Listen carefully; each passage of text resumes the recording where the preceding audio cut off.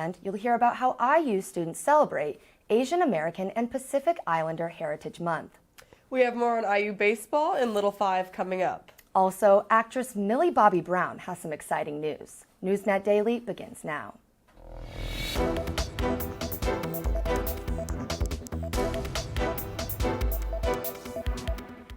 After a tornado tragically killed 2 people at the campgrounds, McCormick's Creek State Park reopened to limited public access on April 7th.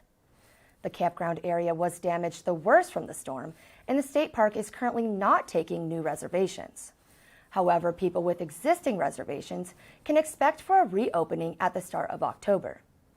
Some of the foothill trails are still closed or restricted, but trails 1, 4, and 9 are open to visitors. The Saddle Barn and Canyon Inn are open and operating normally once again. To learn more about what the park has to offer, you can visit in.gov. And IU researchers recently received an $8.6 million NIH grant to continue their studies on binge and high-intensity alcohol use. This multi-million-dollar grant will be used across the next 5 years at the Indiana Alcohol Research Center to support the future of behavioral and neurobiological risks of alcohol use disorders. According to the National Institute on Alcohol Abuse and Alcoholism, nearly 2,000 college-age students reported alcohol-related injuries last year. 25% of students reported academic consequences due to their drinking, and about 600,000 students received unintentional injuries while under the influence. Moving on, as of Wednesday morning, East 7th and North Dunn Street will be reinstated with an all-way stop sign intersection for 180 days. The Bloomington City engineer Andrew Sieber reinstated the all-stop sign intersection in response to Bloomington's Bicycle, Pedestrian Safety, and Traffic Commission's crash data. Moving forward, all motorists and cyclists must stop at the all-way stop.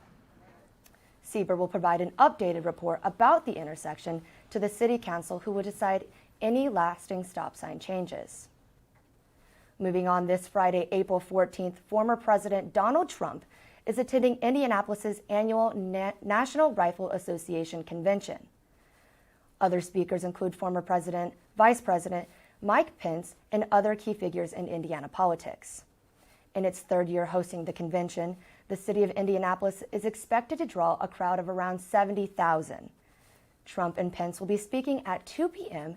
and the doors open at noon to the public. There's no cost to attend.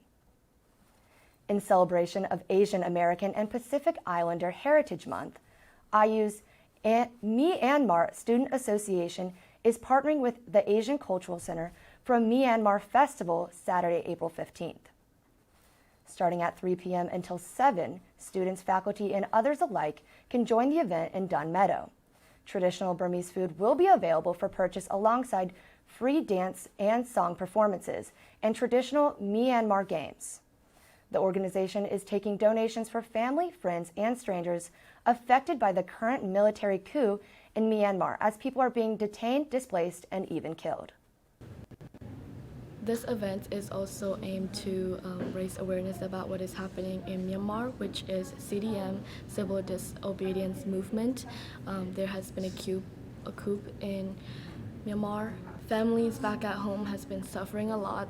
I know, especially the past few weeks, we have heard such a bad news. You can learn more about the event on their Instagram at msa.iu.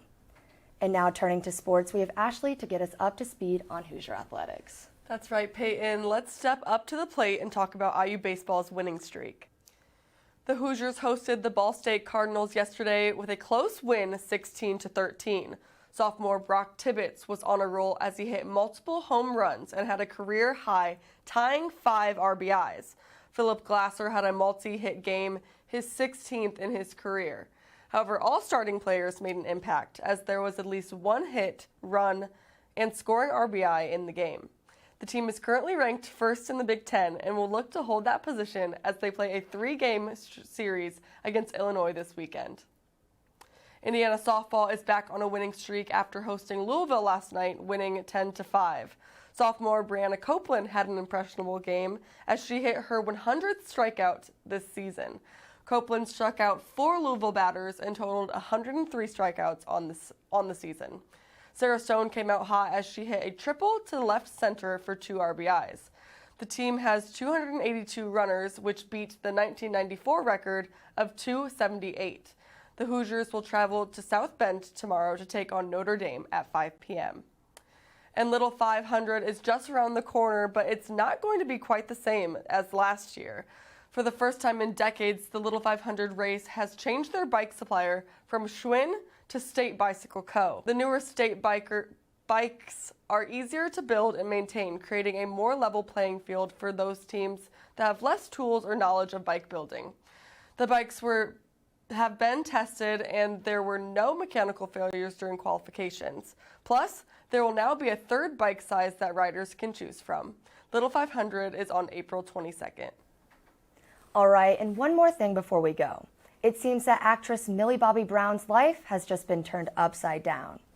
This past Tuesday, the Stranger Things star took to Instagram and announced that she was officially engaged to long-term boyfriend Jake Bon Jovi at just 19 years old.